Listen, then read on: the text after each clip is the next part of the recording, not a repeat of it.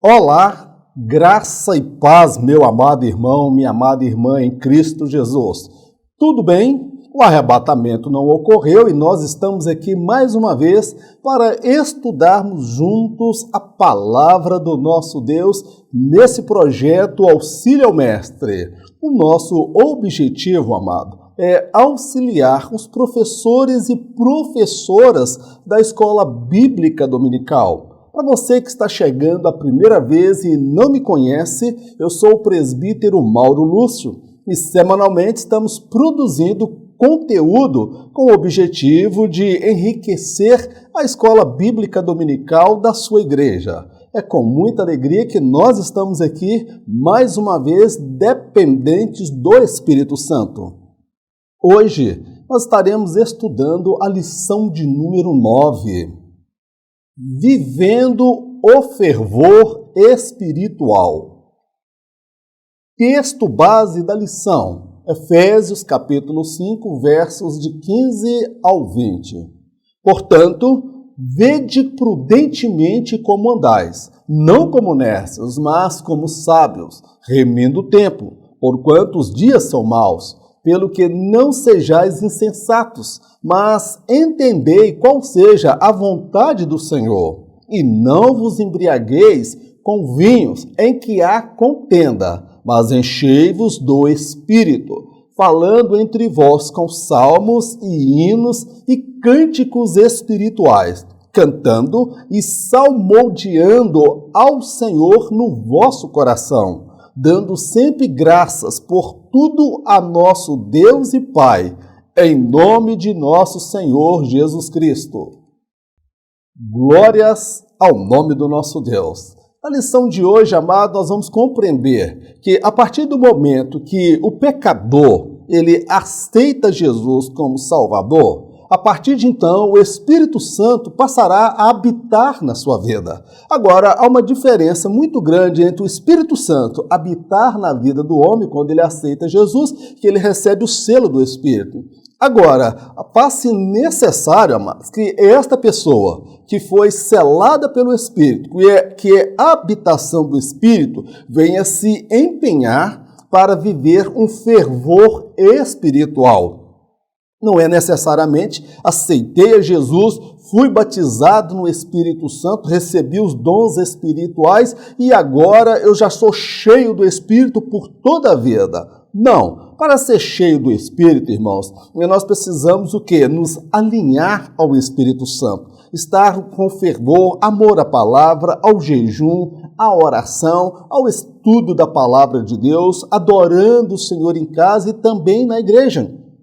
Ser cheio do Espírito, ele tem uma seguinte conotação na Bíblia, é ser cheio do poder de Deus para pregar o Evangelho. Ser também espiritual ou fervoroso na fé, irmãos, também significa viver a fé cristã com intensidade e comprometimento incondicional com a causa do reino de Deus. Então, aquele que aceitou Jesus e é cheio do Espírito Santo a pregar o Evangelho, eles têm um comprometimento com a causa do reino. E esse relacionamento com o Espírito Santo, ele vai independer da circunstância e do momento que nós estejamos passando.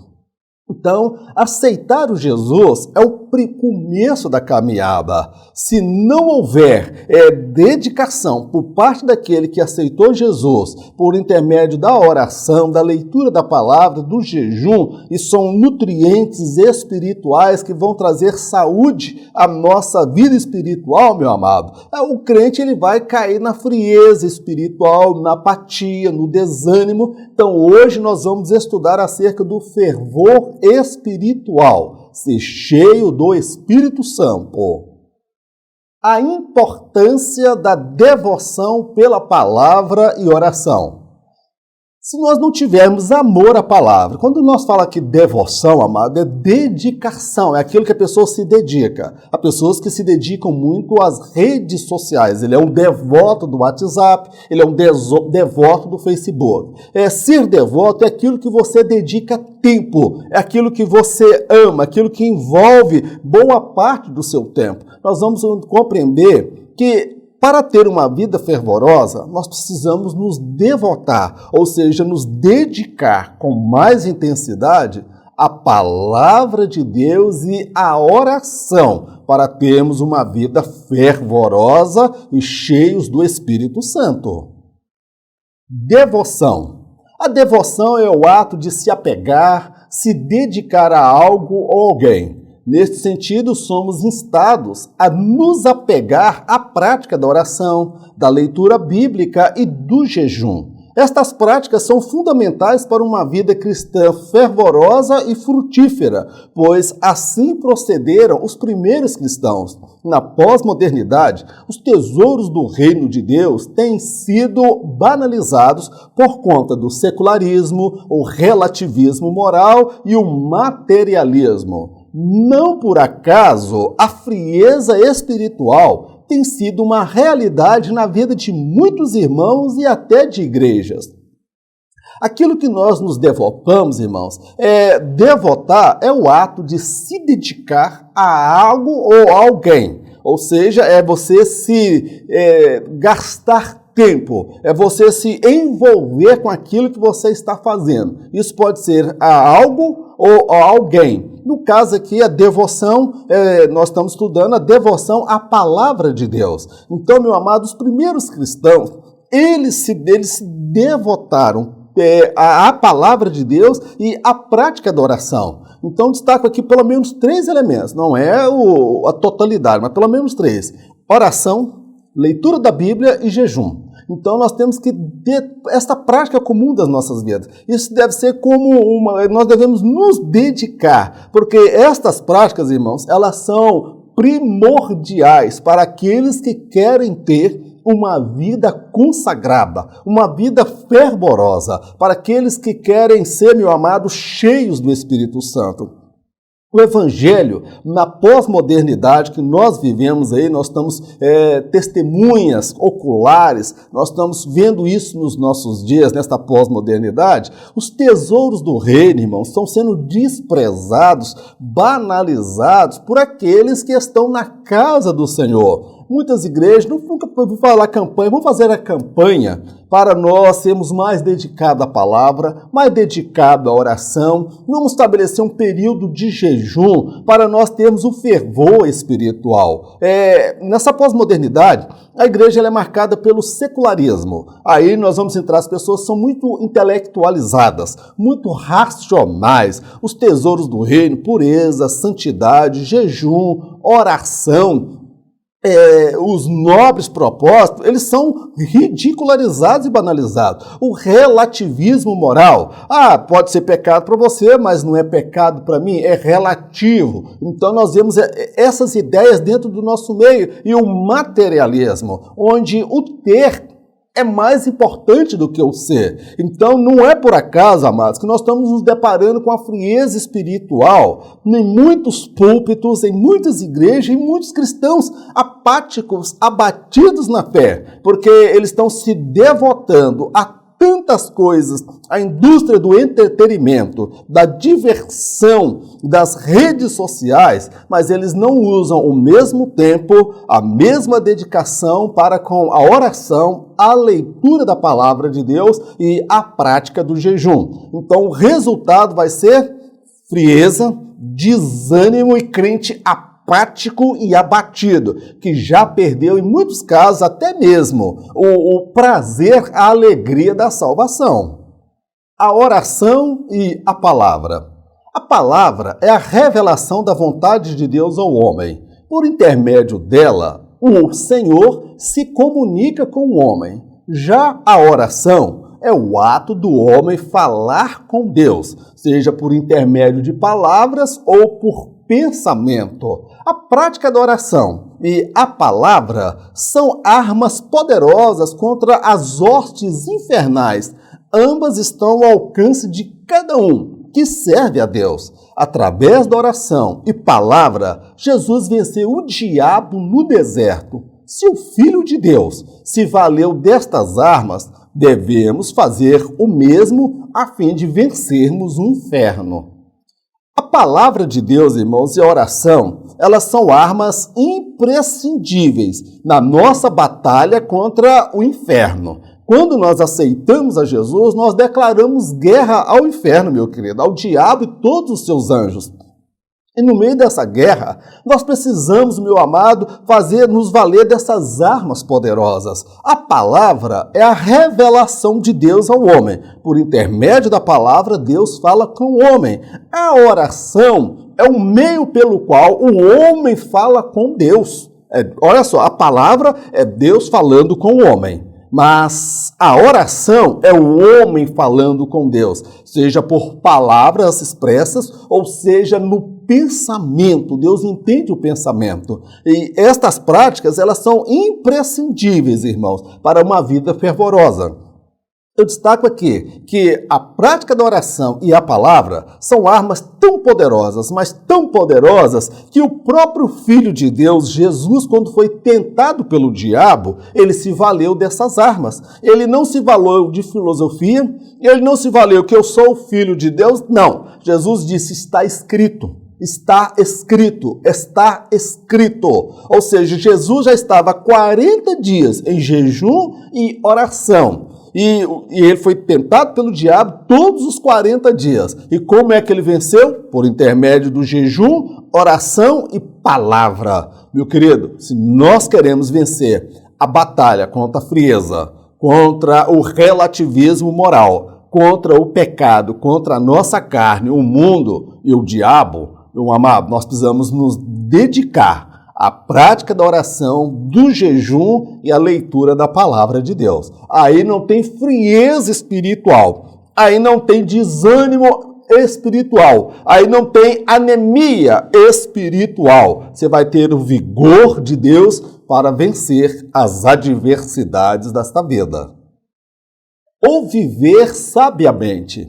Há uma diferença entre sabedoria e conhecimento. A primeira se refere à forma equilibrada, prudente e sensata de se conduzir diante dos desafios da vida e diante das pessoas. Já o segundo é um conjunto de informações que podem ser agregadas ao longo da vida. Alguém pode ter muito conhecimento sem que necessariamente seja uma pessoa sábia. A palavra de Deus assevera que o temor do Senhor é o princípio da sabedoria. O viver sabiamente é ter a vida pautada na palavra do Senhor. O que é viver sabiamente, amados? O salmista ele vai dizer, Senhor, escondi a tua palavra no meu coração para não pecar contra ti. Meu amado, quem tem a prática de estudar a palavra de forma sistemática, a palavra de Deus abre a sua mente, a palavra de Deus vai agregar na vida dele sabedoria e conhecimento. A pessoa vai saber como lidar com as dificuldades na vida, quer seja no casamento, na criação dos filhos, na vida financeira, na vida estudantil, na vida amorosa, em qualquer área. A palavra de Deus, ela é o quê? Ela é a bússola, ela é a fonte do saber e do conhecimento, amado. Então, meu querido, a Bíblia fala que o temor do Senhor é o princípio da sabedoria.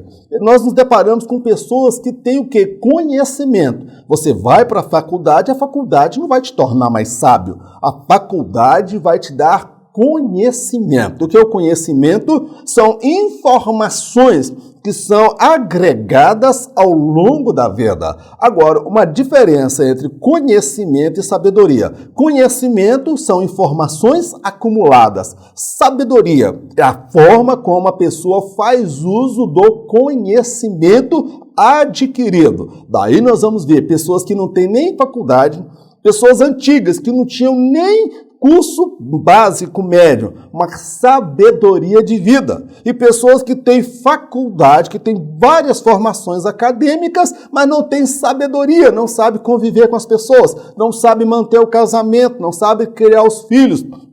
não sabe lidar com as dificuldades da vida, meu querido. Então, alguém pode ter muito conhecimento sem que necessariamente ela seja uma pessoa sábia. Moisés, ele diz: Senhor, ensina-nos a contar os nossos dias de tal maneira que alcancemos corações sábios. Meu querido, viver sabiamente é ter a vida pautada na palavra de Deus. É na palavra de Deus que nós encontramos os conceitos de certo e errado, os valores, os princípios, o código de ética daquele cidadão que vai morar no céu. Então, quem ama a palavra de Deus, quem tem uma vida fervorosa, ele vai viver sabiamente, porque ele bebe na fonte da sabedoria, que é a palavra do nosso Deus.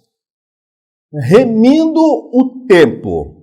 A mordomia cristã nos ensina, dentre muitas coisas, a forma como devemos remir o tempo, ou seja, usá-lo de maneira sábia e com temor. Vivemos em meio a uma sociedade imediatista e escrava da indústria do entretenimento. Muitos reclamam da falta de tempo para fazer tudo o que gostariam. O salvo em Cristo está neste mundo com uma missão específica. Ele deve aproveitar o tempo de forma sábia, se dedicar ao Senhor, à família, à obra de Deus e tirar um tempo a fim de renovar a saúde física, mental e espiritual. Nesse tópico aqui, meu amado, ele está muito interligado acerca da mordomia cristã. A mordomia cristã, ela vai nos ensinar que nós somos mordomos de tudo que Deus nos deu, seja do corpo, da saúde, do tempo, do dízimo, da oferta, do casamento. Então, a mordomia cristã ela vai abranger tudo isso. O uso do tempo de forma inteligente, remir o tempo, é viver, meu amado, com sabedoria, não gastar o tempo com qualquer coisa, irmão. Nós vivemos numa sociedade, meu amado, imediatista, uma sociedade escrava da indústria do entretenimento. Nós vivemos numa sociedade estressada, nervosa, uma sociedade que é escrava do entretenimento. E a vida é tão louca nessa sociedade, que há pessoas que têm estresse, que sentem que não tem tempo suficiente para poder fazer tudo o que ela queria, mas, no entanto, ela se dedica tanto tempo, nós dedicamos, eu me coloco dentro disso aqui, irmãos, muitas vezes nós dedicamos tanto tempo, irmão, à tecnologia, a tecnologia da comunicação, pelas redes sociais, é o WhatsApp, é Facebook, é Instagram, é Twitter e vão surgindo outros aí, o Telegram e vários outros. Então, muitas vezes a gente fica escravo disso aí, meu amado. É a indústria do entretenimento, dos filmes, dos canais de televisão. Então, nesse corre-corre, amado, nós precisamos usar esse tempo, irmão, com sabedoria, para fazer aquilo, meu amado, que Deus nos colocou, porque nós estamos neste mundo, colocados pelo Senhor, debaixo de uma missão. Isso me faz lembrar aqueles 2 espias que Josué mandou para Jericó. Eles não gastaram o tempo dele com entretenimento, com diversão, meu amado. Eles estavam debaixo de uma missão. Meu querido, nós estamos neste mundo debaixo de uma missão. Nós somos chamados por Deus para pregar, para orar, para anunciar, testemunhar a salvação oferecida em Cristo Jesus.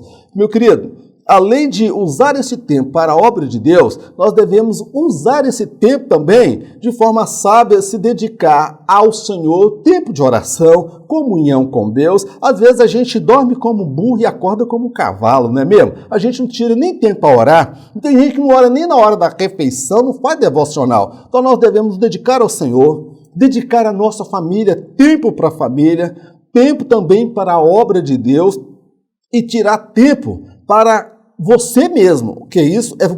É você tirar tempo para você. Porque se você não estiver bem espiritualmente, se a sua mente estiver sobrecarregada, você estiver com o corpo extremamente cansado, você vai entrar numa depressão, você vai ter insônia, ansiedade, amanhã você precisa ser tratado. Então nós precisamos tirar tempo. Então nós precisamos de um equilíbrio. Nem muito só o mar, nem muita a praia. Então, nós precisamos ter um equilíbrio na nossa vida com relação ao tempo. Precisamos tirar tempo para Deus, tempo para nós mesmos, tempo para a família, tempo para a obra de Deus e tempo para o quê? Descansar a mente, tá bom? É o que nós conhecemos como o ócio produtivo.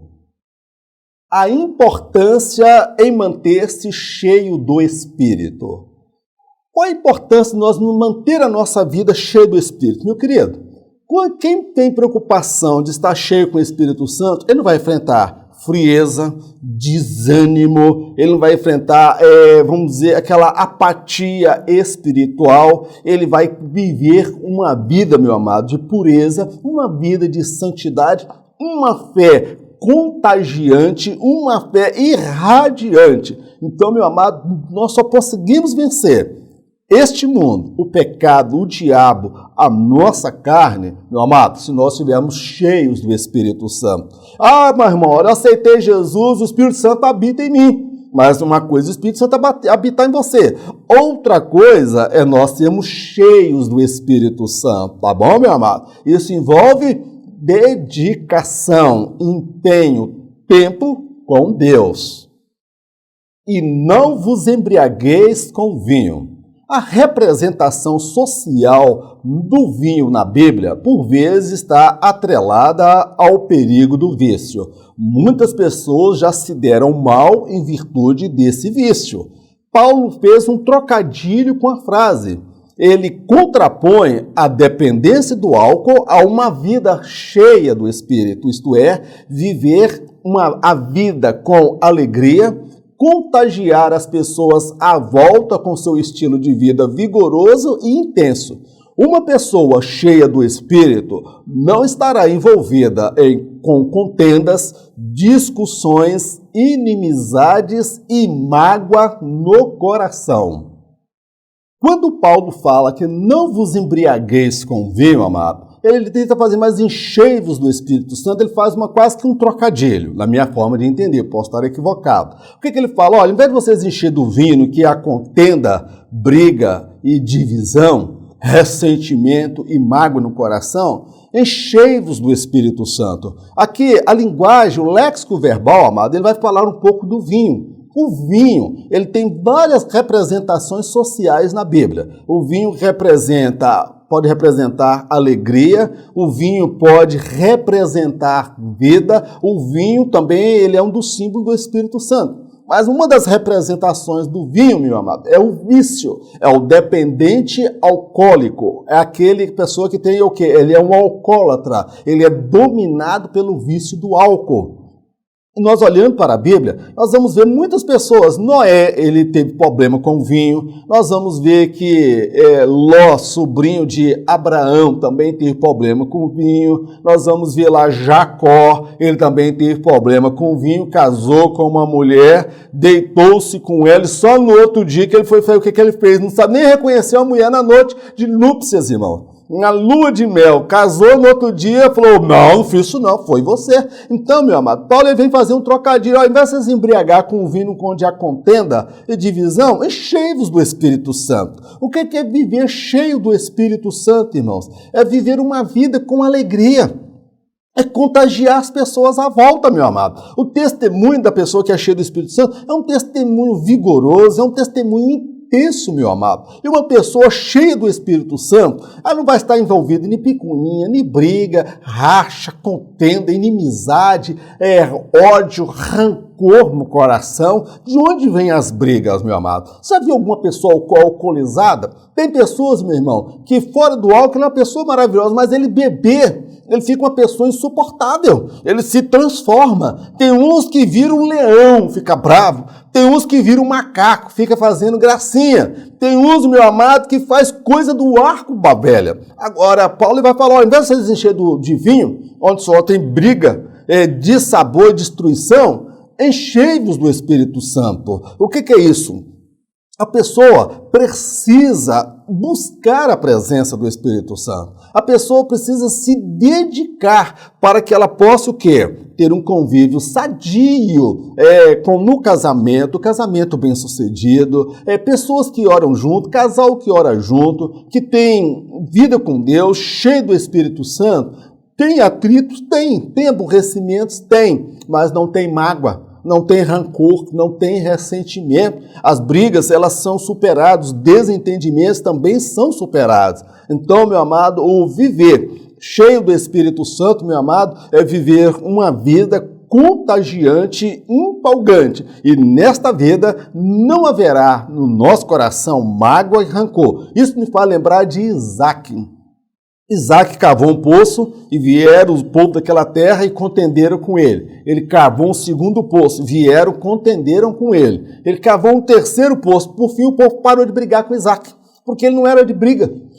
Forte não é o que arruma barraco, não é o que roda a baiana, não é que faz um circo, meu amado, e faz acontecer. O forte é aquele que cede para não causar dano. Então Paulo fala, não vos embriagueis com vinho. A Maria, da mulher rixosa, a homem rixoso, barraqueiro, tem homem barraqueiro, tem homem estressado, tem mulher barraqueira, tem crente, meu irmão, pavio curto que explode fácil. Agora, o crente cheio do Espírito Santo, amado, ele não explode de forma alguma, porque ele é controlado pelo Espírito Santo. Se você, irmã, for cheia do Espírito Santo, há esperança para o seu casamento. Você, meu irmão, se você for cheio do Espírito Santo, há esperança para o seu casamento. Você crê nisso? Amém. Glórias a Deus.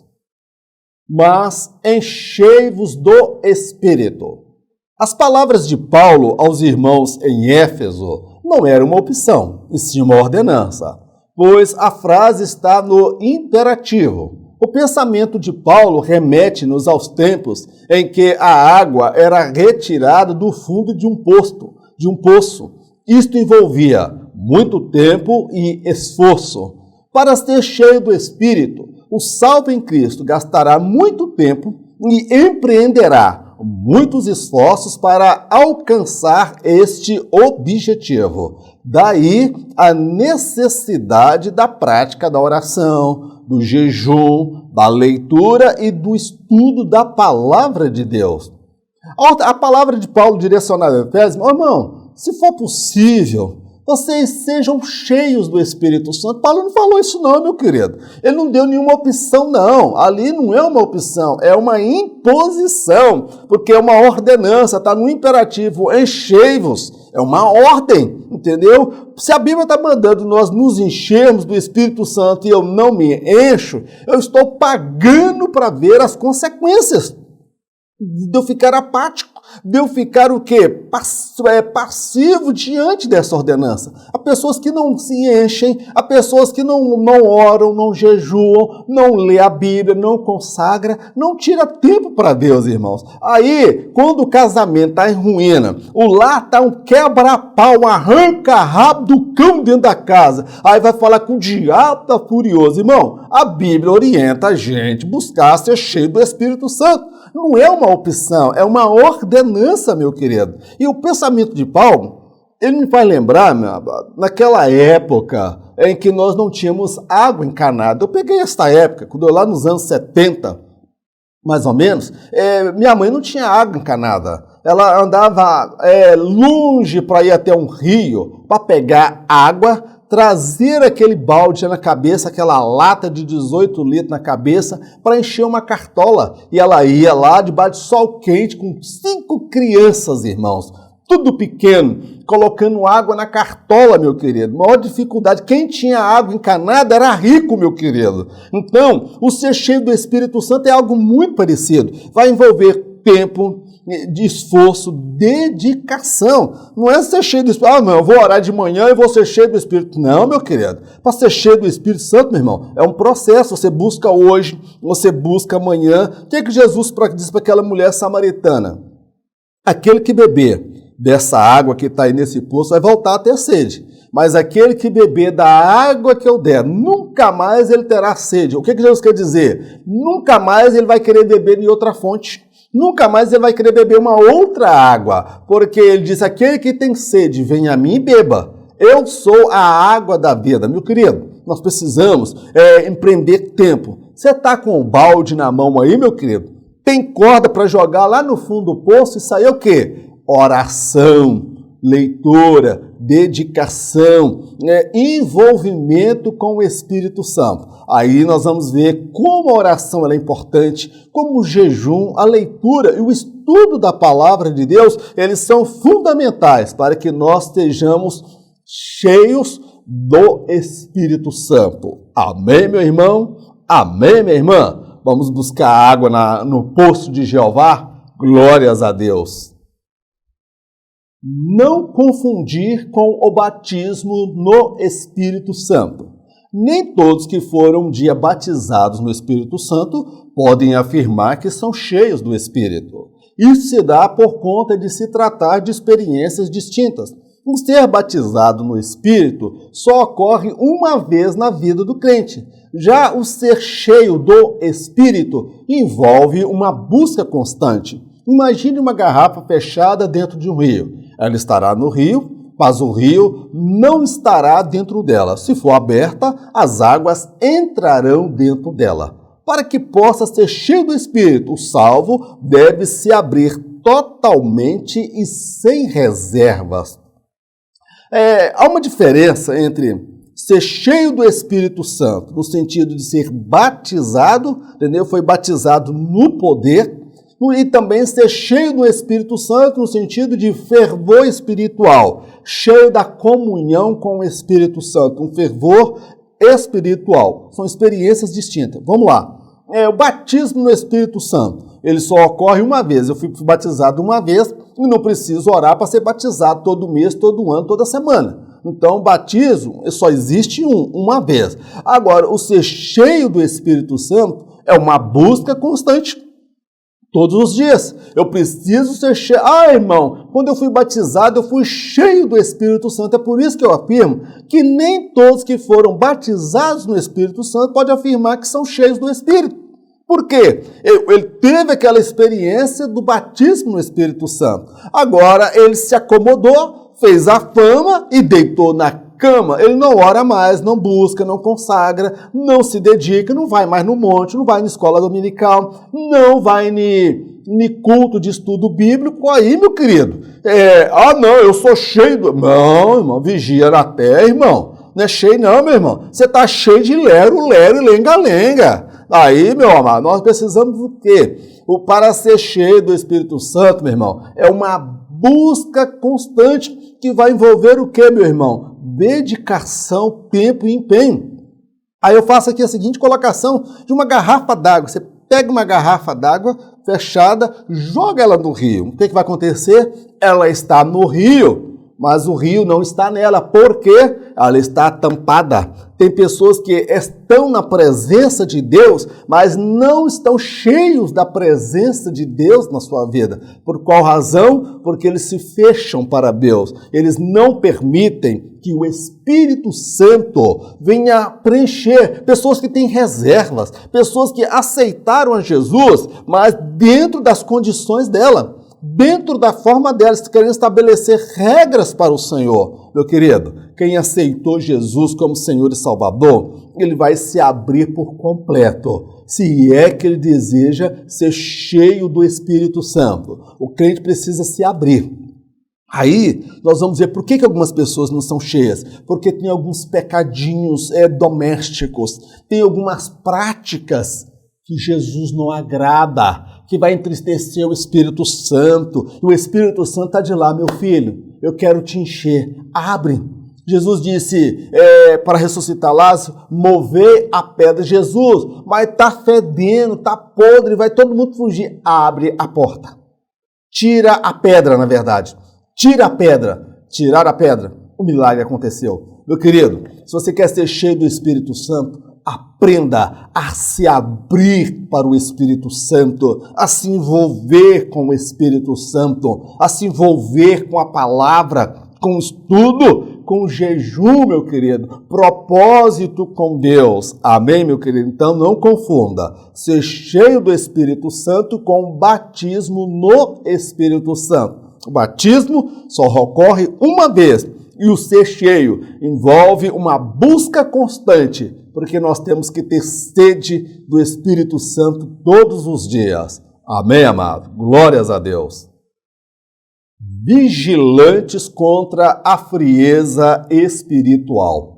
O próprio Jesus disse, vigiai e orai. Por que nós devemos vigiar, irmão? Porque é melhor, meu amado, você ficar atento, ligado, antenado, antes que o problema bata na tua porta. Então nós precisamos estar vigilantes, meu querido, contra a frieza espiritual, porque Satanás está ao nosso derredor, rugindo como leão, procurando quem possa tragar. Pessoas que estão desgarradas, distantes, que não se envolvem com o Senhor, meu querido, vão ser presas fáceis para o diabo. Então nós precisamos vigiar, porque a frieza espiritual aí, meu irmão, tá para pegar, viu, irmão?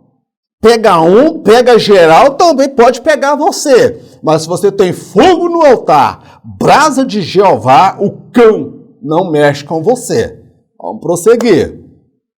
Testemunho transbordante.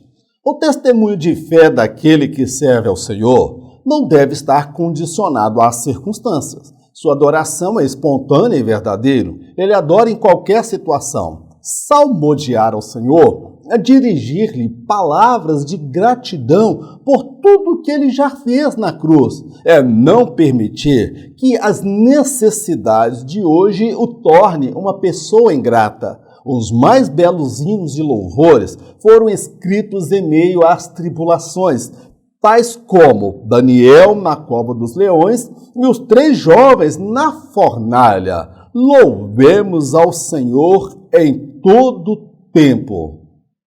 Meu amado, minha amada irmã, o nosso testemunho de fé, a nossa caminhada, ele não pode ser circunstancial. O que é isso? Se a situação for favorável, eu vou adorar a Deus, eu vou louvar a Deus. Mas a Bíblia fala, louvai ao Senhor em todo o tempo, meu querido. Não é somente quando a coisa está dando certo, não. Não é somente quando o coronavírus não bate na sua porta. Não é somente quando a dificuldade bate na tua porta, não, meu querido. Servir ao Senhor, dar testemunho de fé, é mesmo quando os problemas batem na nossa porta. Apesar de a nossa adoração e o nosso testemunho de fé fervoroso, ele não pode estar restrito à circunstância e aos momentos favoráveis. Nós temos que adorar a Deus no meio dos vendavais, no meio de qualquer situação. O que é salmodiar ao Senhor? É dirigir a Deus palavra de gratidão por tudo que Ele fez na cruz por mim, meu querido. É não permitir que a minha necessidade não correspondida e a minha oração não respondida hoje venha que fazer eu passar pela amnésia espiritual. Às vezes a minha necessidade de agora me faz esquecer de tudo que Deus fez para mim ao longo da caminhada. Então, o testemunho transbordante, irmão, é aquela pessoa que mesmo diante da escassez, mesmo diante da dificuldade, ele encontra motivos para louvar, exaltar, engrandecer, enaltecer o nome do Senhor. Aleluias, glória a Deus. Meu amado, o que Deus já fez por mim é infinitamente maior do que as minhas necessidades não respondidas. Ainda que não tenha um emprego, ainda que eu não tenha saúde, ainda que eu não tenha fartura na mesa, ainda que os meus projetos não se concretizem, ainda que tudo sofra um revés, ainda que o coronavírus alcance a minha casa, ainda que eu venha sucumbir diante das dificuldades, das enfermidades, eu tenho uma certeza, meu querido, o que Deus fez por mim é tão grandioso, é tão maravilhoso, que Jesus lá na cruz, meu amado, ele me escreveu meu nome no livro da vida. Ele perdoou os meus pecados. Meu amado, eu vou participar do arrebatamento. Você vai participar do arrebatamento. Não deixe que as suas necessidades, aquilo que Deus ainda não realizou na sua vida, ou talvez não o fará, venha te impedir de você dar graças a Deus. Salmodiar ao Senhor, fala: Deus, eu te agradeço pelo perdão dos meus pecados. Senhor, eu te agradeço pela salvação em Cristo Jesus. Deus, eu te agradeço pelo Espírito Santo que habita na minha vida. Deus, eu te agradeço que nem tudo aqui está dando certo, mas já deu certo lá na eternidade, eu quero te agradecer. Isto é salmodiar ao Senhor, não é abrir a boca para murmurar, não é abrir a boca para falar fracasso, derrota, não, meu querido.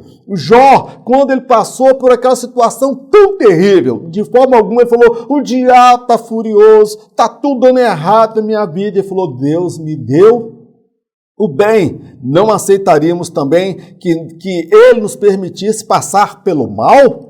Ele é o Senhor soberano sobre todas as coisas. Jó salmodiou ao Senhor no meio da tribulação, no meio da angústia, na perda dos filhos, na perda dos bens, na perda da saúde e do juízo da mulher. Meu querido, a mulher dele perdeu o juízo, tá bom, meu querido? Ela não tinha a mesma firmeza de Jó. Então, os maiores hinos de poesia, os maiores louvores, os maiores salmos que nós podemos entoar a Deus, irmãos, não é quando a bênção chega na nossa porta, é quando tudo está dando errado, é que nós precisamos abrir a boca. Deus, eu te adoro apesar de tudo isso.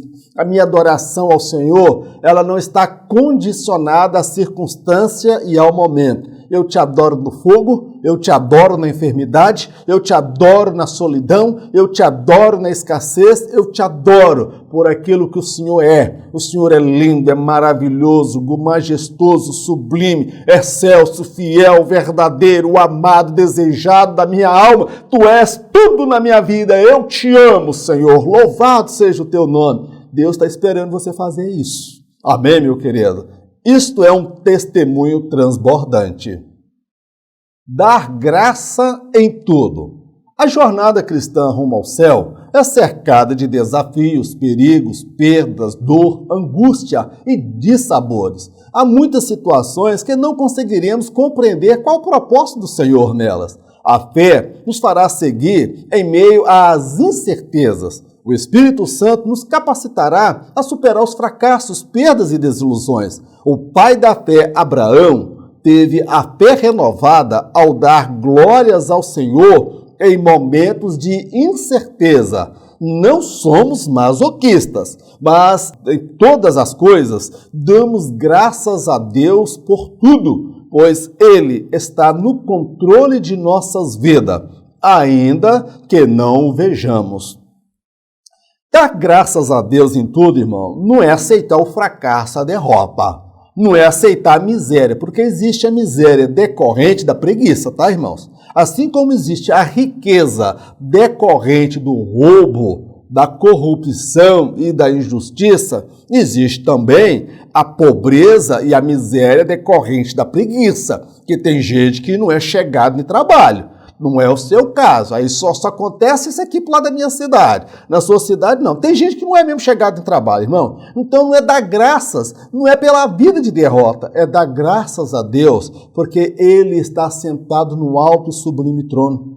Muitas dificuldades que nós passamos, porque a caminhada cristã, irmãos, ela não é mamão com açúcar. Quem disse que o povo, quando saiu do Egito, foi caminhar para a terra de Canaã, era só bênção, só vitória, meu querido? Foram muitas lutas, dificuldades, momentos de aflição, momentos de incertezas. Então, meu querido, nossa caminhada rumo ao céu é isso. A única certeza que nós temos é que nós vamos chegar, porque nós estamos cheios do Espírito Santo. Agora, o que vai acontecer de eu ter aceitado a Jesus até o dia do arrebatamento, eu não sei. Você não sabe, nós não temos bola de cristal. E muita coisa o Senhor não comunica aos nossos corações. Nós passamos de cabeça em pé, porque o justo viverá pela fé. Então nós aprendemos a dar graças a Deus por tudo, porque Ele está no controle. Há muitas situações que eu já passei, que eu não consegui compreender naquele exato momento qual era o propósito de Deus. Jesus falou para os discípulos, olha, eu tenho muita coisa para falar com vocês, mas vocês ainda não estão preparados. Vocês ainda não alcançaram a maturidade espiritual, mas no devido tempo eu vou falar com vocês. Então, meu querido, tem momento que nós não vamos compreender, porque nós ainda não estamos preparados, nós ainda não amadurecemos, nós ainda não crescemos, mas nós temos que aprender o quê? Dar graças a Deus por tudo, porque Deus está no controle, mesmo que as circunstâncias queiram dizer o contrário. Porque a Bíblia fala que o justo viverá pela fé. A fé, ela nos faz saltar as barreiras, a fé nos faz superar os desertos, passar pelo fogo, passar pelos vendavais e as tempestades desta vida, acreditando que o nosso Senhor, Jesus, está no controle das nossas vidas. Não somos nós quem determinamos para Ele as experiências que nós vamos passar.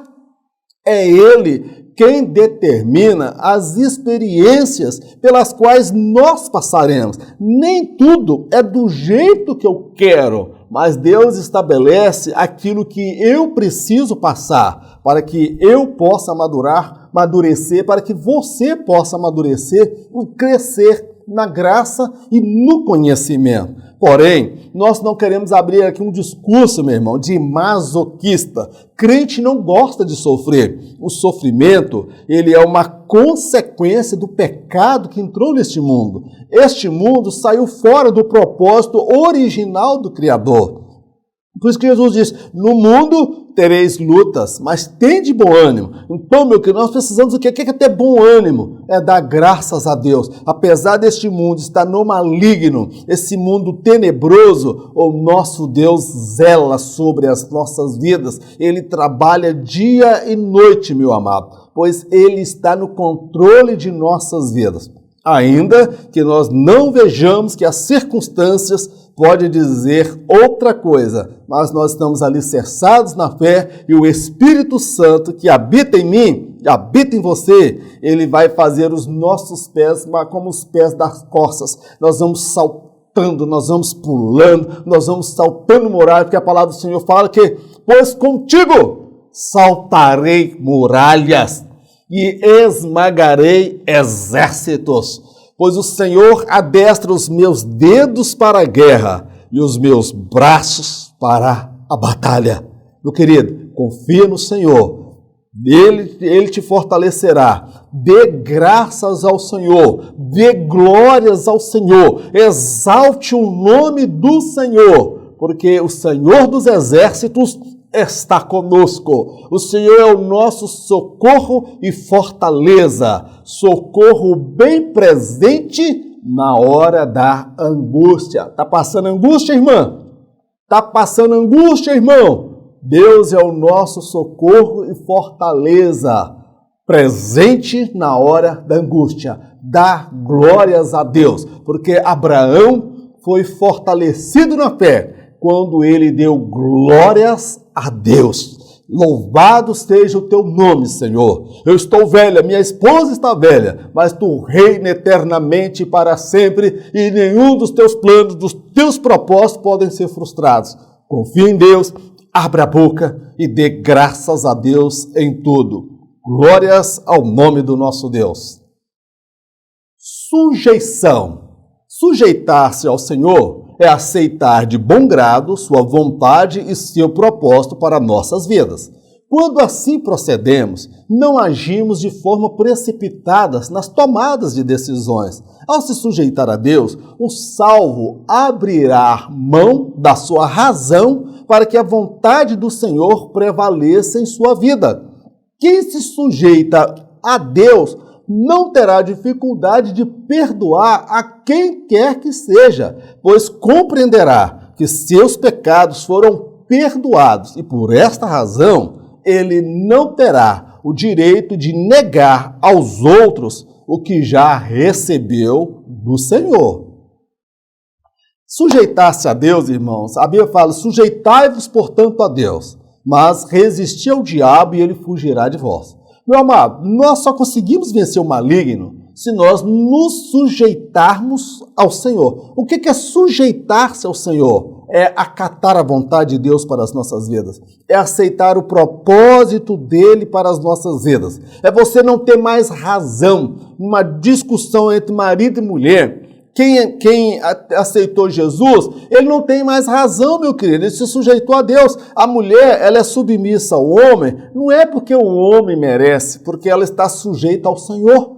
Então o filho, ele é obediente ao pai, porque a Bíblia manda ele ser obediente, submisso ao pai. Então Deus estabeleceu diretrizes, meu irmão, para o bom andamento da sociedade. A Bíblia fala, Queres não temer as autoridades? Faça o bem, encontrará louvor delas, porque são ministros de Deus. Então, meu querido, sujeitar a Deus, irmãos, é você aceitar a vontade dele, o propósito dele para as nossas vidas.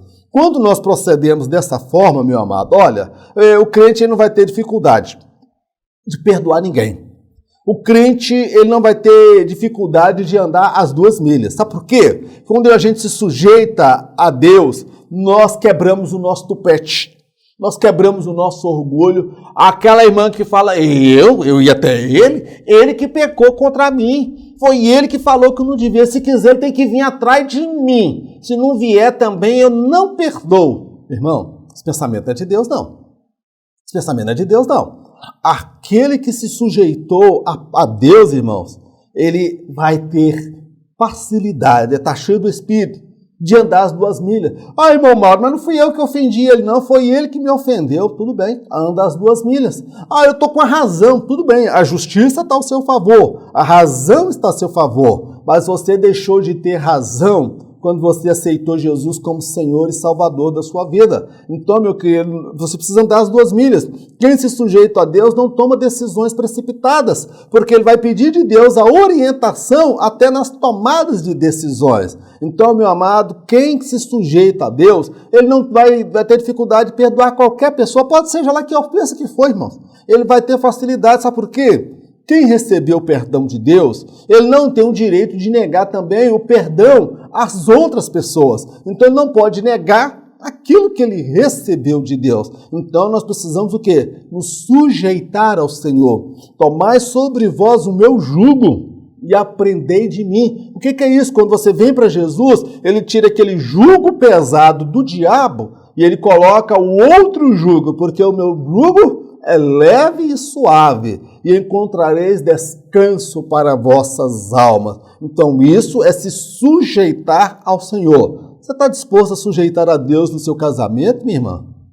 Você está disposto a sujeitar a Deus, meu irmão, no seu casamento?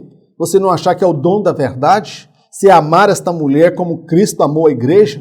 Olha, a mulher não tem dificuldade de amar o homem, não, mas o homem tem dificuldade de amar a mulher. E Jesus colocou, olha, como Cristo amou a igreja, não é amar como o eros, amor de desejo, amor sexual, não. É o amor, meu amado, eros. É o amor que vem de Deus, o amor ágape, na verdade. É o amor que vem de Deus. Então nós precisamos nos sujeitar a Deus. Pessoas que se sujeitam a Deus terão um casamento mais abençoado. Pessoas que se sujeitam a Deus não estarão envolvidas em conflitos. Pessoas que se sujeitam a Deus não vão ficar brigando, picuinha, porque é o dono da razão, ele aprendeu a sujeitar-se a Deus. Amém, meu amado? Meu irmão, encerramos aqui a nossa ministração dessa lição 9. Eu espero que o Espírito Santo complete ao seu coração aquilo que nós não conseguimos fazê-lo, tá bom? O meu objetivo é ajudá-lo nessa ministração desse estudo para ampliar a sua visão, o seu entendimento acerca da palavra do nosso Deus. Há 5 anos nós estamos produzindo esse material para auxiliar os professores e professoras da Escola Bíblica Dominical. Trata-se de um projeto, irmãos, voluntário. Eu não tive ao longo desses 5 anos nenhuma empresa, nenhuma instituição me patrocinando e me ajudando. Eu cheguei até aqui pela graça e misericórdia de Deus, mas eu louvo a Deus, dessas 24 mil pessoas que têm inscritas no canal, umas 12 a 20 pessoas, periodicamente, têm se apresentado, irmãos, para me ajudar, para realizar esse trabalho. Agora eu estou vivendo um momento de dilema, irmãos. Eu preciso ampliar esse projeto. Eu quero fazer lives direto para professores numa sexta-feira. Meu projeto era fazer um estudo acerca do batismo no Espírito Santo. Não está sendo possível por conta do tempo, material que não foi enviado, dos testemunhos que eu pedi. De modo, irmãos, que se as coisas não mudarem, eu não estou vendo outra possibilidade que não seja estabelecer um valor básico para aquelas pessoas que eu estou produzindo esse conteúdo. Eu encaminho semanalmente esse material em slide, PDF, gratuitamente para mais de 2.500 pessoas que eu tenho cadastrado no meu smartphone, no meu WhatsApp. E nós não cobramos para produzir. Mas no próximo trimestre, se a minha situação financeira não melhorar, ela não mudar, eu vou me ver pela primeira vez obrigado a cobrar alguma coisa, um valor ainda que simbólico. Eu pensei inicialmente uma questão de R$ 15 pelo trimestre. É o valor da revista. E esse material ele tem sido usado por muitos professores para ministrar na classe, que muitas vezes tem 10, 15, 20, 30 pessoas. Então eu conto com o seu apoio. Nós estamos aqui para fazer com amor. Eu nunca pensei, nunca desejei fazer desse trabalho uma galinha dos ovos de ouro. Mas eu preciso de recursos, irmãos, para que eu possa me dedicar exclusivamente a esse projeto, abrir novas aulas, lives que nós fazemos, dar mais suporte e conteúdo aos professores e professoras da escola bíblica. Eu gostaria que você me ajudasse tanto na oração e também estendendo a mão, meu amado. Esse projeto ele é de Deus. O projeto Auxílio ao Mestre nasceu no coração do Senhor e foi comunicado ao meu coração. E eu louvo a Deus pelas pessoas, poucas, que Ele colocou no caminho para me ajudar. Mas eu preciso realmente ser ajudado. Se estiver ao seu alcance, estenda a mão, abençoe o nosso trabalho. Eu não coloco a minha conta aqui no final do programa, porque meu coração não se moveu. Mas para o próximo trimestre, irmão, segundo trimestre de 2021, eu me vejo forçado a fazê-lo. Eu gostaria que você deixasse nos comentários uma palavra amiga, o que você pensa acerca disso, o que nós podemos fazer, tá bom, meu amado? Vamos orar ao nosso Deus? Senhor Deus, nós te agradecemos por mais esse estudo da tua palavra, toda honra, toda glória, todo louvor sejam dados a ti. Meu Deus, edifica cada vida, servo teu, que sejamos todos cheios do teu Espírito. Meu Deus, que nós venhamos nos sujeitar ao teu Espírito, que venhamos buscar ao Senhor com intensidade e refletir um testemunho vigoroso, fervoroso, cheio de tua presença a este mundo, Senhor.